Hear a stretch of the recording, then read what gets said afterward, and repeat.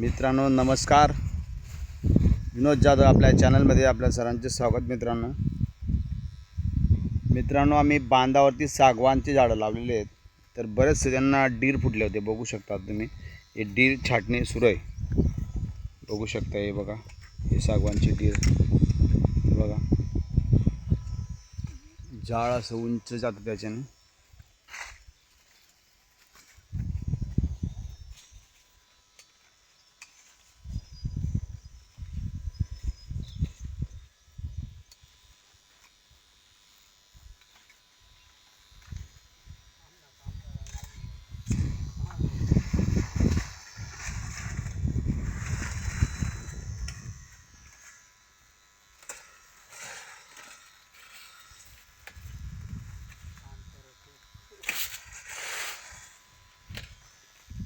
जवळून छाटा भाऊ, एवढं लांब नको छाटा, जवळून छाटा, जवळून छाटा, जवळून जवळ घ्या, अजून जवळ घ्या।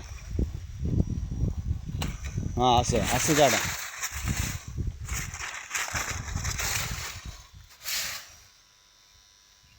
हा जवळ, हे इथून आहे ना, हे कट करावं लागेल आपल्याला, हे कट करावं लागेल, हा भाग कट करावा लागेल, त्याच्याने होणार नाही, तो दुसरी कटर लागेल त्याला। मग हा जोडून करा, हा जो आहे ना जोडून करायला, हा जोडून करायला कट करा, जोडून। हा जे ना शांतराम, हा बघ, हा जो ना इथून कट करायला, असं जोडून करा, लांब एवढं लांब नाही ठेवायचं।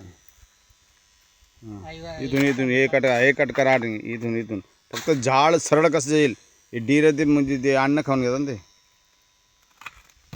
असं कट करा, वरचं बा कट करा, दोघं साईड जोडून कट करा, असं अशा पद्धतीने कटिंग झाली पाहिजे।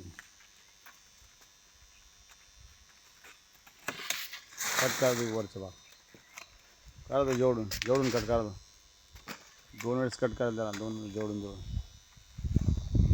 तर मित्रांनो, हे जोडून कटिंग करावं लागते, का ते झाड सरळ जातं, काय झाडाची ग्रोथ होईल। तर मित्रांनो, आम्ही पूर्ण शेताच्या बांधावरती सागवान लागवड केलेली आहे।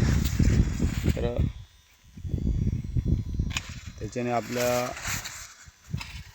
भविष्याच्या दृष्टिकोनातून इन्व्हेस्टमेंट खूप महत्त्वाची आहे, कारण की बांधावरती कुठलंच काही येत नाही मित्रांनो। तर सागवान प्रत्येकाने लागवड करायलाच पाहिजे। आम्ही पूर्ण शेतावरती बांधावरती सागवानची झाडं लावलेली आहेत, तर तुम्हीही लावा। तुम्हाला काही मदत लागेल, काही माहिती पाहिजे असेल, ती आम्ही तुम्हाला देऊ, पूर्ण सहकार्य आम्ही करू मित्रांनो।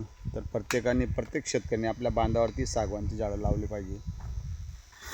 हे येणाऱ्या काळात ही खूप मोठी इन्व्हेस्टमेंट असते मित्रांनो, कळत नाही, पण येणाऱ्या काळात आपली ती एक इन्व्हेस्टमेंट होऊन जाते। म्हणून प्रत्येक शेतकऱ्याने बांधावरती झाडं लावलेच पाहिजे, ही माझी सर्व शेतकरी बांधवांना विनंती आहे।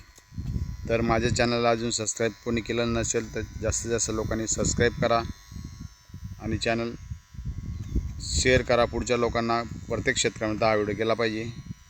तर पुन्हा भेटू मित्रांनो, जय हिंद, जय महाराष्ट्र।